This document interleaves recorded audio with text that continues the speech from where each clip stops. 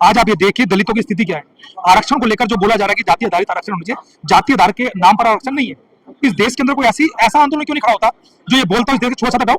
इस देश के अंदर कोई ऐसा आंदोलन क्यों नहीं खड़ा होता जो बोलता है कि जातिवाद मिटाओ?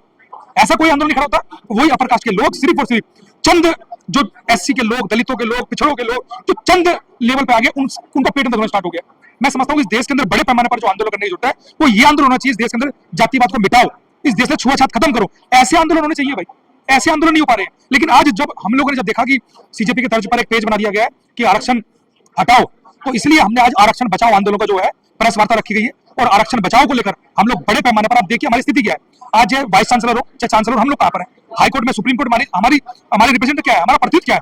आरक्षण प्रतिनिधित्व का मामला है। जब प्रतिनिधित्व हमारा शून्य कर दिया जाएगा और आप ये बोलोगे कि हम लोग ना बोले, हम लोग बड़े पैमाने पर आज प्रेस वार्ता के माध्यम से भी अगर रोड पर उतरना पड़ा हम लोग रोड पर उतरने को तैयार है, लेकिन हम किसी भी प्रकार से आरक्षण छोड़ने वाले तैयार नहीं है।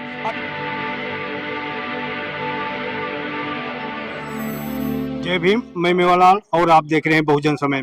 साथियों, आज प्रेस क्लब में इंडियन दलित फोरम की तरफ से आरक्षण बचाओ पर एक बहुत बड़ा कॉल इन्होंने दिया है कि अगर हमारा आरक्षण नहीं बचेगा तो हम रोड पे आएंगे।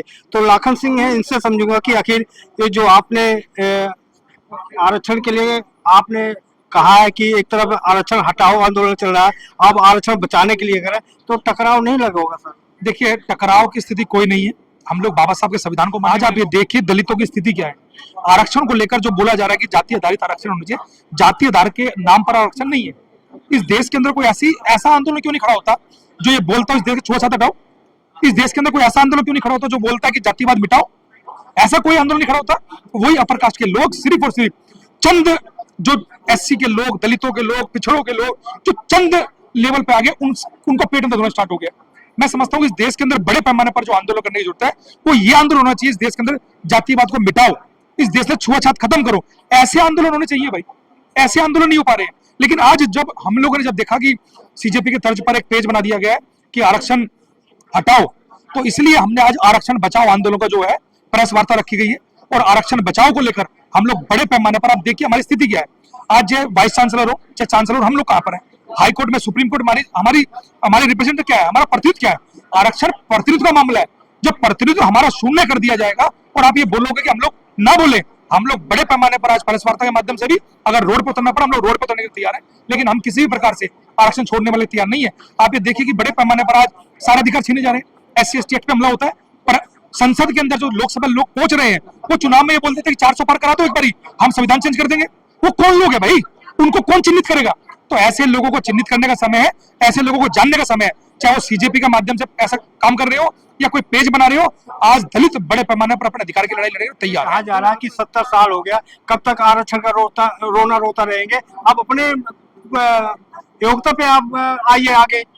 जब तक हमारा उचित प्रतिनिधित्व सब जगह नहीं पहुंचता, जब उचित प्रतिनिधित्व अपने आप आने लगेगा तो आरक्षण अपने आप खत्म हो जाएगा। उचित प्रतिनिधित्व आने तो, अभी प्रतिनिधित्व शून्य चल रहा है। कितनी जगह पर मैंने बताया कि आपको हाई कोर्ट, सुप्रीम कोर्ट के अंदर या तमाम तरीके से चाहोगे तभी तो आगे बढ़ो। पढ़ तो रहे लगातार, पढ़ते पढ़ते ही तो आरक्षण जब तो मिलता है। आरक्षण में हम लोग कैसे आ पा रहे हैं? लगातार पढ़ रहे हैं, जब तो आरक्षण व्यवस्था की गई है तभी तुम लोग आगे आ पा रहे हैं। लेकिन लगातार दलितों को मतलब काउंटर किया जा रहा है, दलितों को कुठाराघात किया जा रहा है, जो बर्दाश्त नहीं होगा। सर, कहा जा रहा है आप लोग 40% मार्क पार के नौकरी ले लेते हैं और 80% पार के उनको नौकरी नहीं मिलती।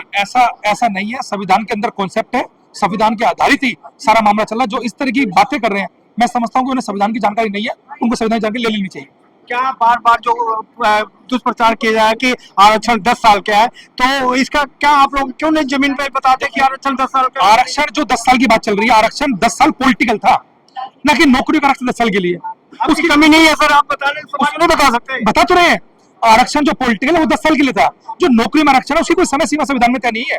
तो जो लोगों को लगातार बरगलाया जा रहा है, लोगों को बताया जा रहा है कि आरक्षण सिर्फ मात्र 10 साल के लिए, मैं समझता हूँ समाज को गुमराह कर इस देश के अंदर ऐसी स्थिति पैदा करना चाहते हैं, इस देश के अंदर टकराव पैदा हो। लेकिन दलित जानकार है, दलित जागरूक है, अपने अधिकार शांतिपूर्ण तरीके ले लेगा। सर, एक लास्ट सवाल सर, जो SC ST एक्ट है, इससे जो OBC और SC में दूरियां बढ़ती है, अगर उसको खत्म कर दे तो भाईचारा नहीं बढ़ेगा सर? नहीं, SC ST एक्ट से आपको लग रहा है SC ST भाईचारा रुक रहा है? SC ST एक्ट तो भाईचारा बढ़ा रहा है। जो पहले जाति सूत्र शब्द में बोले जाते थे, जाति के आधार पर हमारे शोषण होता था, अत्याचार होता था, SC ST उसको रोका है।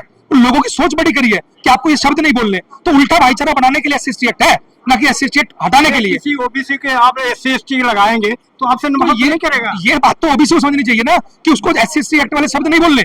ये बात तो ओबीसी को जनरल को समझनी चाहिए ना कि उसको जाति शब्द नहीं बोलने। जब वो बोलेगा तो लगाएगा क्यों? तो जानबूझकर प्रोपगंडा फैलाया जा रहा है।